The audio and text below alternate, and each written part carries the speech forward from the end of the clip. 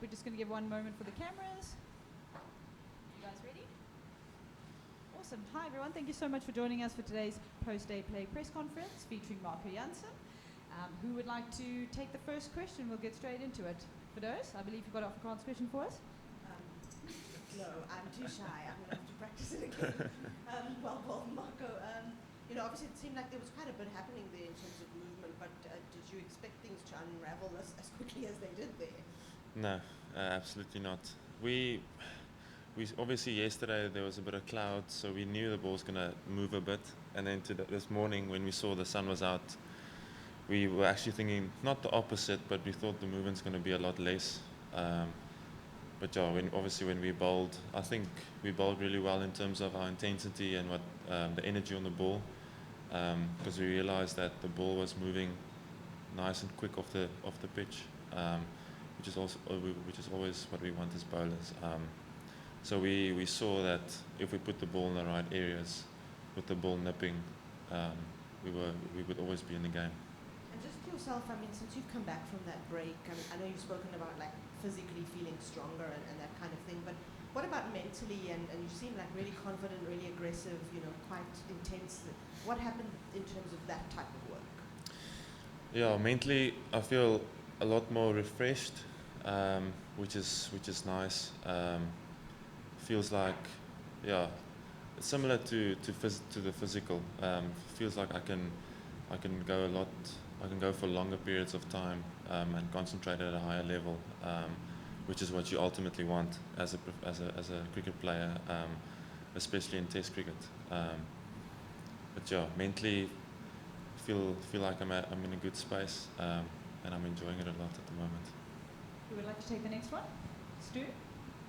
Was there a specific length that you guys were focused on out there, that something that you either learned from the Sri Lankans or from the period that you had out there batting?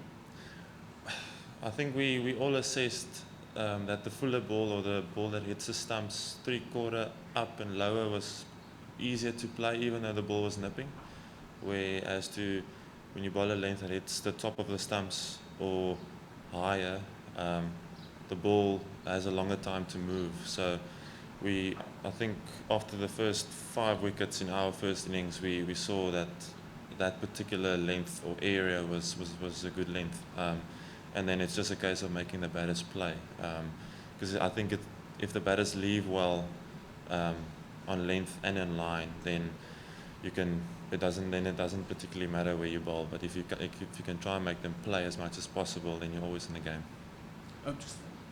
It was a very weird sequence that you had, I think, for your first 3 wickets, where you went no ball wicket, no ball wicket.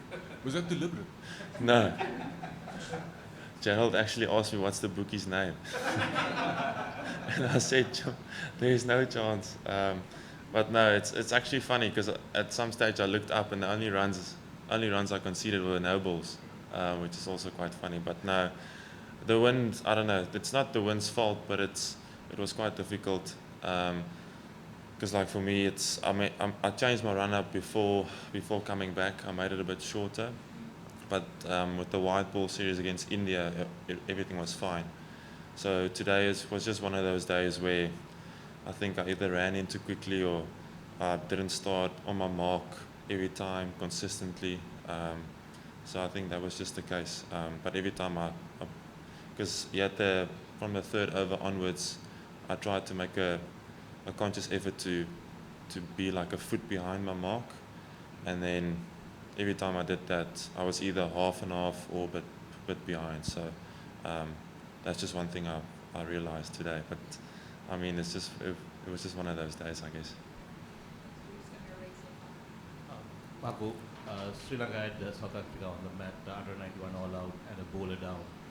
Were you surprised by the aggressive intent that the Sri Lankan batters showed so early in the innings against such a quality attack?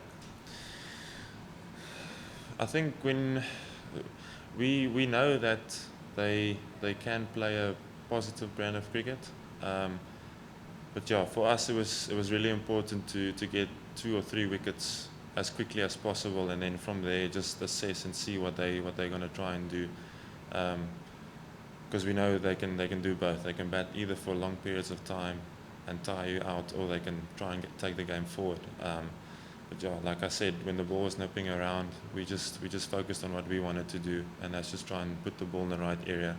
And then if the ball seams and nips, then you're always in the game. Then we'll look to take one last one if they are able to take this.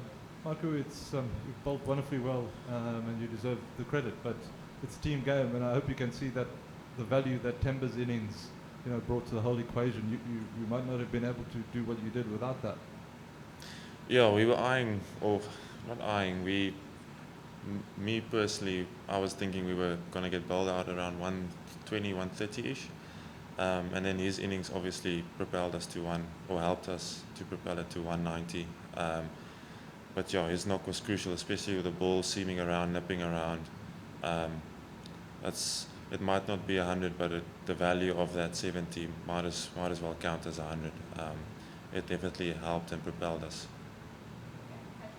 Marco, Kingsmead has had a reputation in recent years of being a spinner's ground, and the wicket has slowed down and the bounce hasn't been there. Were you pleasantly surprised by the state of the pitch for this test match? The groundsman said the wicket was going to have a bit of pace and consistent bounce. We thought, seeing the grass yesterday, that we were thinking that the new ball was going to have an effect, and then spin might come into the game quicker. But by the looks of it, I think if you can strike with the new ball and make it count, I don't think there's going to be a lot of overs of spin. The ball is turning though, because I saw their spin bowlers are also getting some purchase. So I wouldn't be surprised if Temba brings up Kesh and sees what happens. Great, thank you very much. Please hold on for Sri Lanka. They are. Cheers. Thanks, guys. Thanks.